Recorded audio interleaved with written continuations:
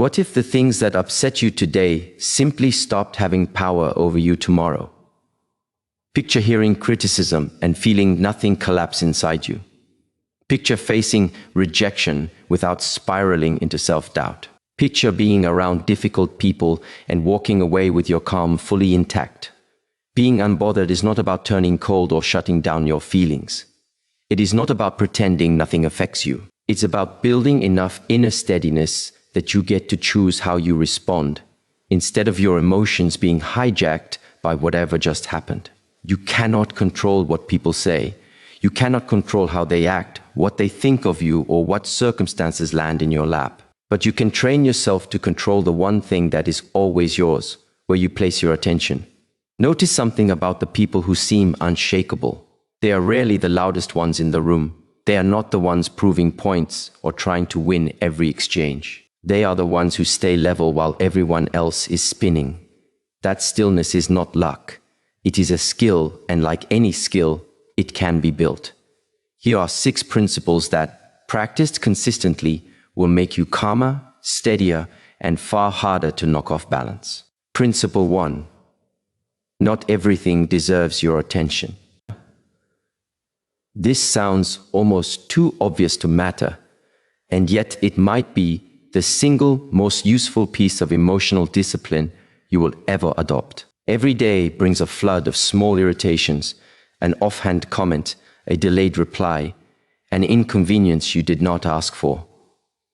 If you let every one of these things claim space in your mind, you will spend your entire life reacting to noise instead of actually living. Think honestly about how much of your mental energy gets burned on things that, in a week, won't matter at all.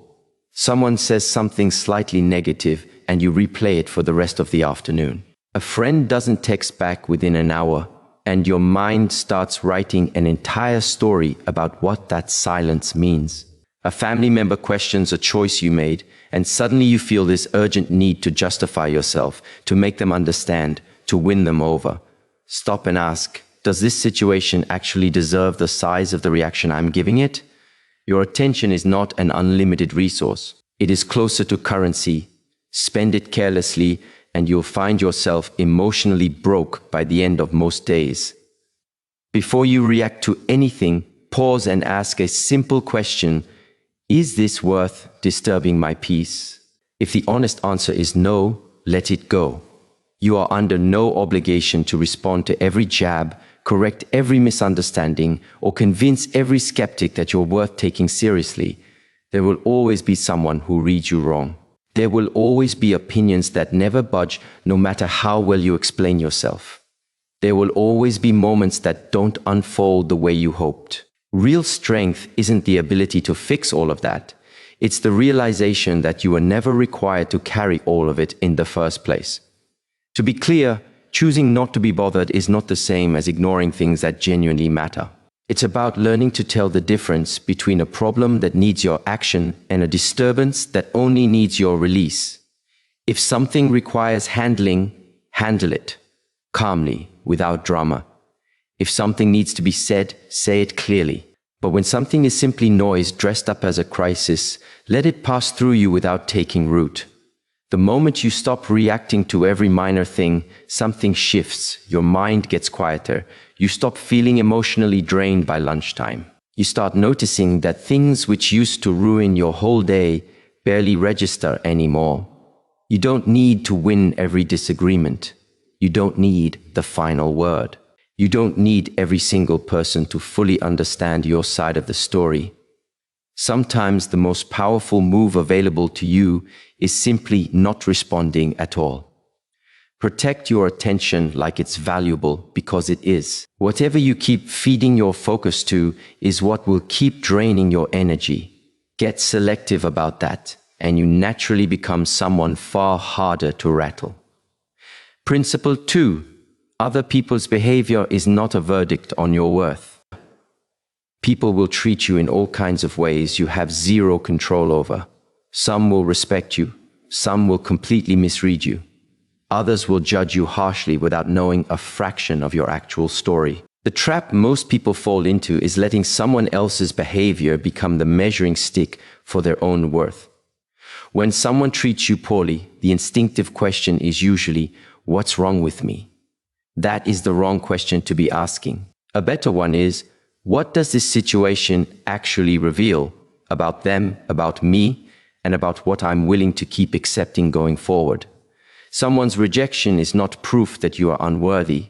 Someone's harsh criticism does not automatically mean you are failing at life. Someone going quiet on you does not mean you've become unimportant. People react the way they do because of their own history, their own insecurities, their own unresolved stuff, not because they hold some objective scorecard on your value. Their reaction can be useful information.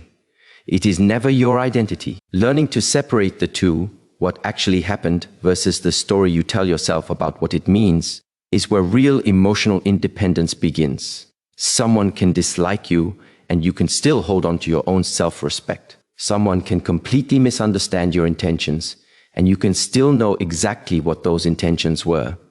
Someone can walk out of your life, and you can keep moving forward without chasing them down for closure or approval. Once you stop needing constant confirmation of your value from other people, you stop bending yourself into shapes just to keep someone else comfortable. You stop letting someone else's mood dictate your own.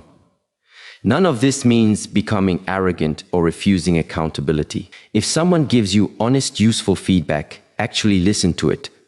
If you make a mistake, own it without spiraling. Strength was never about being right all the time. It's about being secure enough to examine your own behavior without tearing yourself apart in the process. There's a real difference between healthy self-reflection and self-punishment, and learning where that line sits will change how you handle every piece of criticism you ever receive again.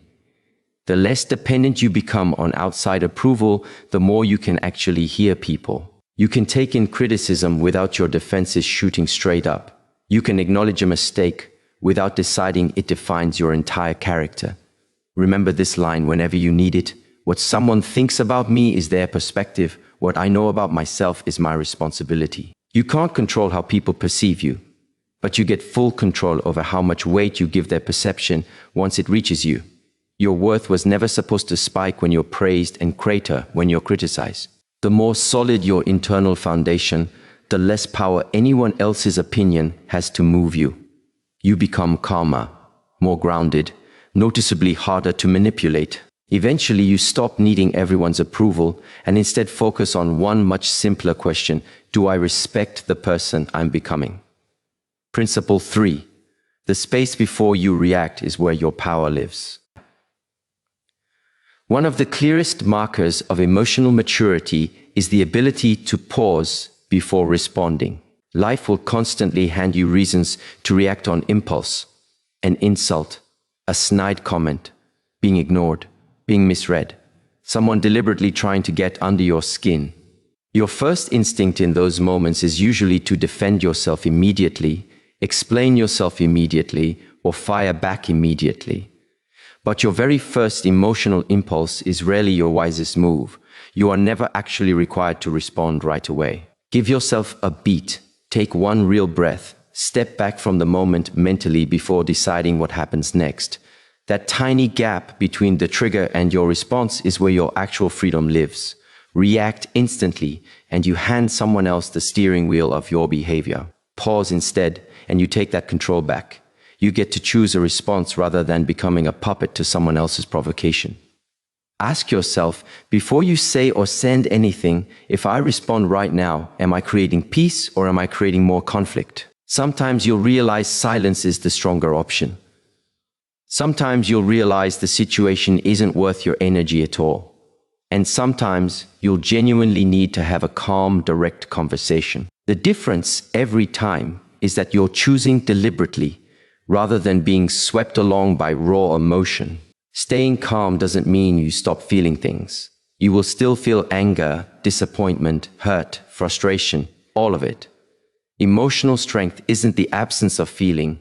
It's the ability to feel something fully without letting it immediately dictate your behavior. Anger can exist without turning into an insult. Disappointment can exist without collapsing into despair. Fear can exist without triggering avoidance.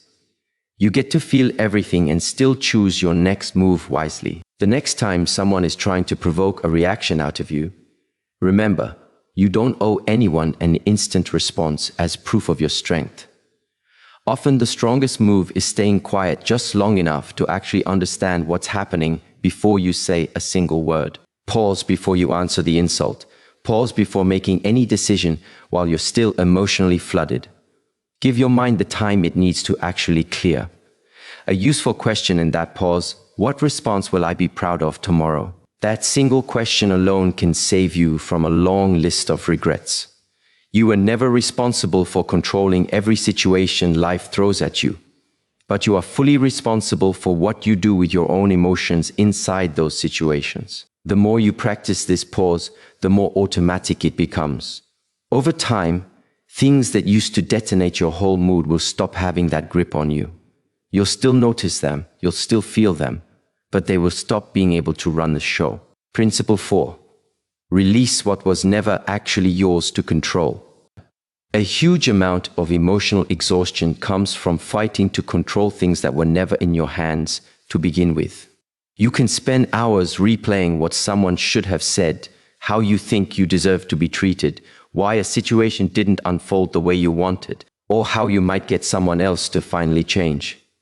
But the harder you grip at things that belong to other people, the more depleted you become. You cannot control another person's thoughts, feelings, choices, or behavior. Full stop.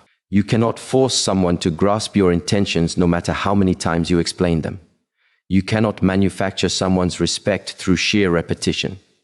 You cannot determine whether someone stays, leaves, agrees with you, or comes around to your point of view. What you can control is yourself, your effort, your boundaries, your response, and where you choose to direct your focus. This single shift in framing can change how you move through nearly every difficult interaction. Instead of asking, "How do I make them understand me?" try asking, "Have I actually communicated myself clearly?" Instead of, "Why are they treating me this way?" try, "What choice do I have in how I respond?" Instead of, "How do I guarantee this outcome?" try, "What's actually within my control today?" Each of these questions pulls your attention back toward the only place your real power has ever lived. You may not be able to control the storm. You can absolutely learn how to stand steady while it moves through. Accepting what's outside your control is not the same as passivity. It doesn't mean tolerating disrespect or refusing to act when action is called for. It's the difference between acceptance and surrender. Where you do have control, use it. If something can be improved, improve it. If something needs to be said, say it. If a boundary needs to be drawn, draw it. But once you've genuinely done everything within your power, learn to let the outcome go. That release is where peace actually starts. Once you stop demanding that every single person behave exactly how you'd prefer, something in you gets lighter. You start to understand that other people's decisions belong entirely to them, while your response belongs entirely to you. Focus your energy there and you naturally become calmer, sharper, and far more resilient, not because life got easier, but because you stopped fighting battles that were never yours to win. Principle 5. Build confidence that doesn't depend on applause. When your sense of self hinges on other people's approval, you're effectively handing them the controls to your emotional state. A single compliment lifts you up. A single piece of criticism sends you spiraling. Someone's attention makes you feel important. Their silence makes you feel invisible. Live like that long enough, and your confidence starts swinging wildly based on other people's moods and opinions rather than anything stable inside you. Real inner strength starts the moment you stop needing universal approval to feel okay. That doesn't mean tuning out other people or becoming immune to feedback. It means trusting your own judgment enough that someone else's opinion doesn't automatically become fact. A more useful question than, "Does everyone like me?" is simply, "Do I respect who I'm becoming?"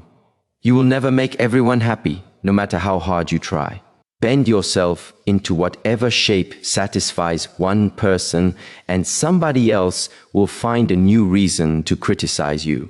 Keep adjusting your personality, your choices, your goals, and your boundaries to match everyone else's expectations, and eventually you lose track of who you actually are underneath all that adjusting. Instead, build a life that feels meaningful even when nobody's watching. Keep the promises you make to yourself. Work toward your goals quietly without needing an audience. Improve your habits. Learn honestly from your mistakes. Take care of your body and your mind. Build real skills. Practice discipline. Set your standards based on your own values, not on a running tally of what other people expect from you. The more trust you build with yourself, the less you crave constant validation from outside. You stop needing to announce every win. You stop feeling obligated to explain every decision. You stop needing to prove that you're smart, capable, or successful. Your confidence gets quieter, and quieter confidence tends to be sturdier confidence.